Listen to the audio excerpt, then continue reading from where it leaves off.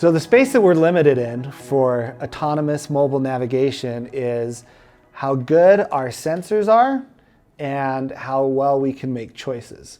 So with sensors, we need to look at the world around us through what we can visualize.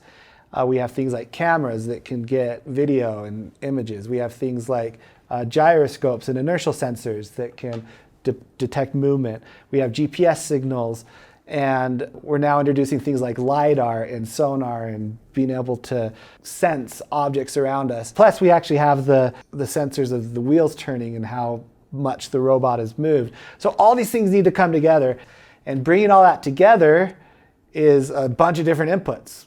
And sometimes the inputs are noisy. So if there's stuff going on, then that can trick those inputs.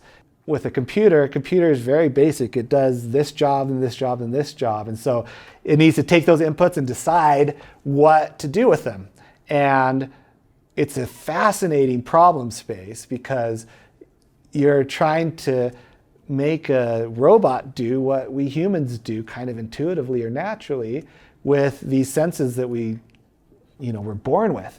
And now we're trying to teach a machine how to take all of that in, all the sensory data, and make the right decisions. And so it's a hard problem, but there's been awesome progress in this space, and we continue to keep solving these problems to provide a really robust mobile autonomy platform.